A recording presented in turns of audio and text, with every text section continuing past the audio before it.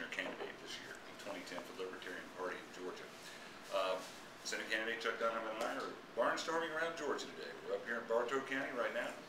Later today we'll be in Albany, Georgia, speaking at the Southwest Georgia Political Forum, which is a pretty big shindig. Right now we've got 35 candidates for statewide office that have committed to appear at the Albany Forum.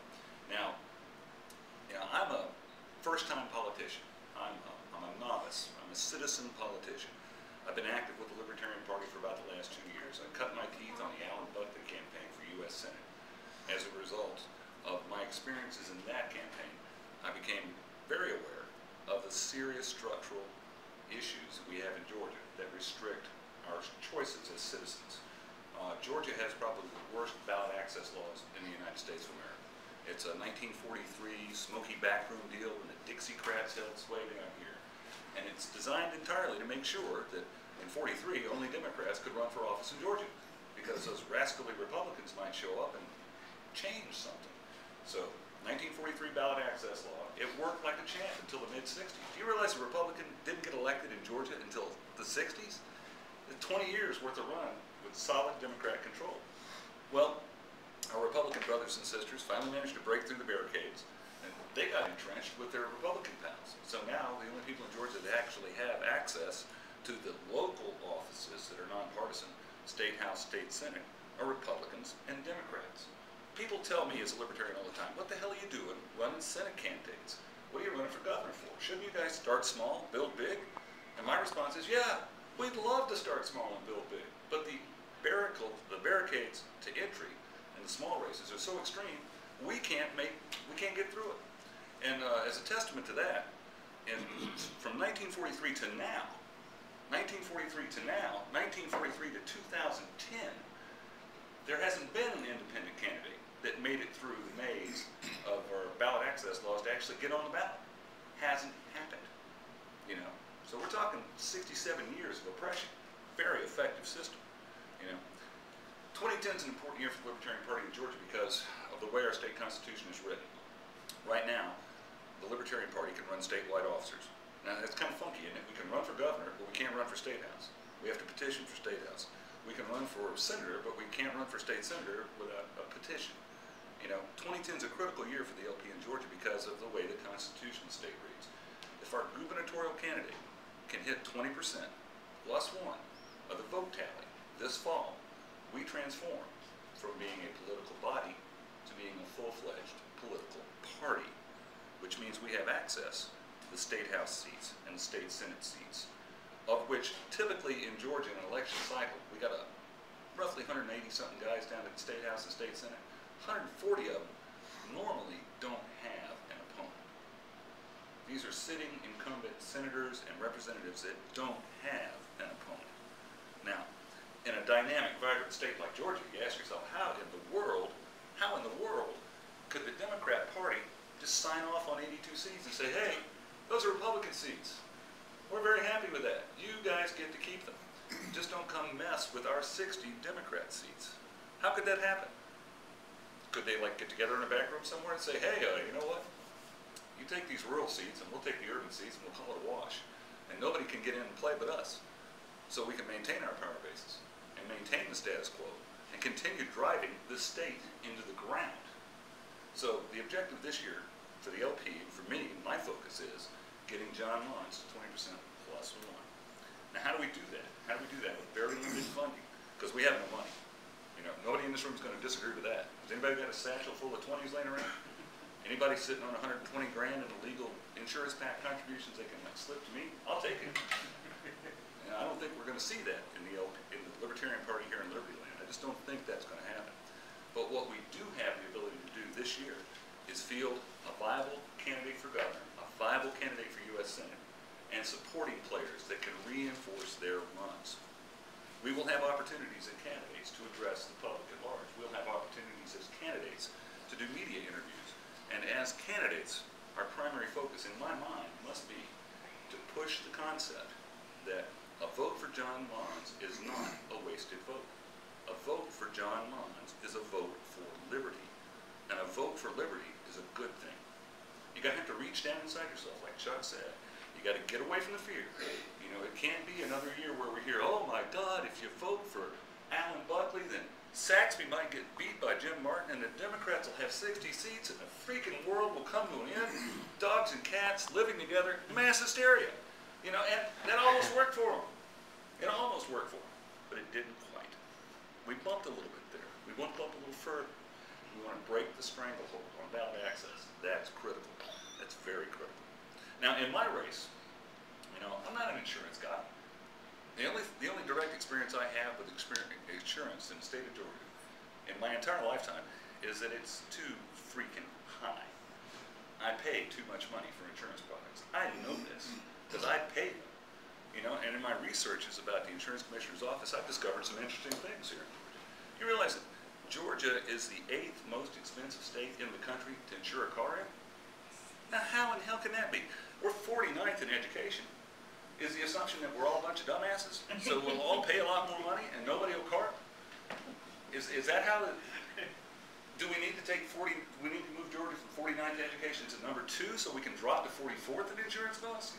Because boys and girls right next door to South Carolina, they're 42.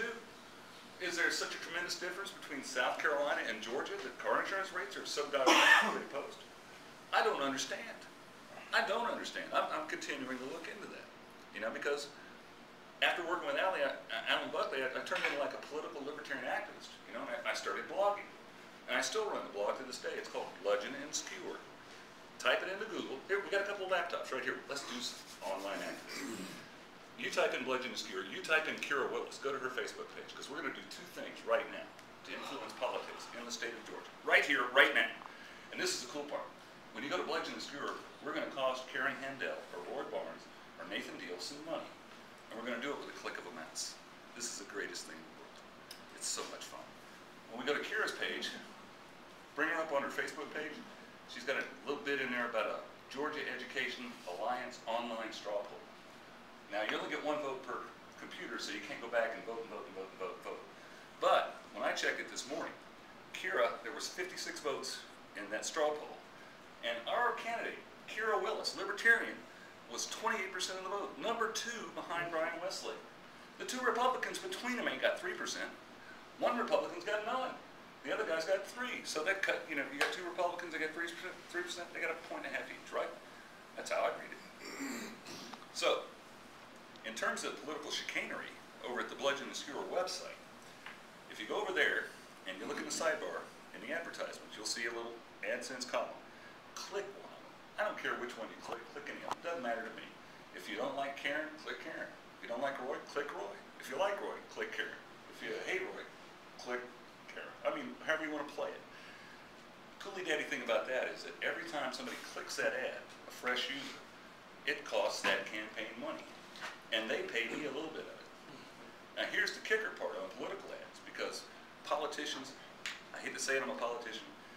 Oh, there's ladies present, I can't say it. Politicians are not the nicest people. They typically have a bad reputation because generally they deserve it. They are thieves, liars, and scallywags. I have yet to meet one that was a sitting politician that was not. And ad companies, AdSense, charges them pretty good bucks for these ads to show up, to influence public opinion. And on some of these ads, my little website's made $1.50 on 1 click. And that tells me that that click cost the candidate that they came from $15. So it's a twofer. You get to take a little money out of our opponent's back pockets, and you get to throw it into my back pocket. And believe me, I'm an activist. I will spend it where it needs to get spent. You know, we've got to fight this war. We've got to be quick. We've got to be agile. We've got to move smooth. Because our opponents are all over us. They got all the money in the world. They got the media in their back pocket. We are a forlorn hope.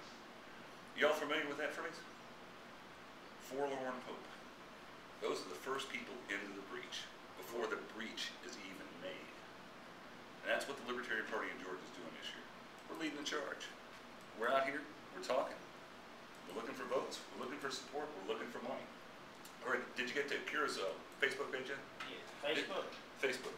Did you vote in the poll? I want to get a read on what the poll is right now.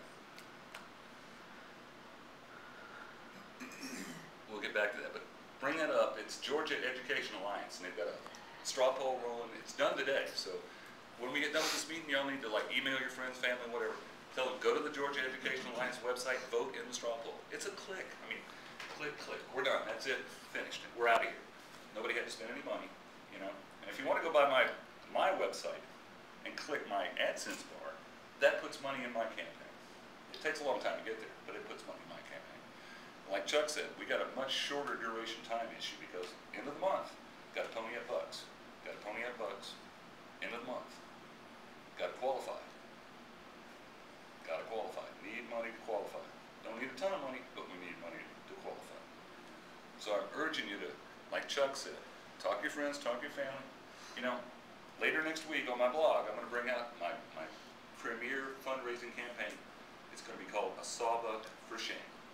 I want $20. $20 bill. Give me a Jackson. By the end of the month, I'll get to where I need to be to pay my chunk of the filing fee, and then off to the races we go this fall. And we're going to have big time fun, kids. We get to lampoon and ridicule Republicans and Democrats. It's like shooting barn doors from inside the barn. How can you miss with a target that big? It includes your whole front sight. Yeah. Well, yeah, but there's still holes. Yeah. I like the hole part. And that basically is a, how many? Here is 33%. 33. Wow. Now, up there in the window, there's a number up to the right-hand side. Is it 56 still, or is obviously some more people voting? Number of votes. Yeah, over in the left-hand corner, I think is where it's on. Yeah, that, well, there wasn't over there. Oh, man, I gotta read my glasses. She's at 33. And see, I picked up some too. So anyway, tell everybody you know today to go vote in that Georgia Alliance, Educational Alliance poll, because yeah, it's a straw poll. Yeah, it doesn't mean a hell of a lot. Yeah, it's not a predictor of future events, but you know what it is? It's newsworthy. You know, if the Libertarian candidate for superintendent of schools wins an online straw poll by the Georgia Educational Alliance, that's a news item. That gets her a mention. That's something she can talk about.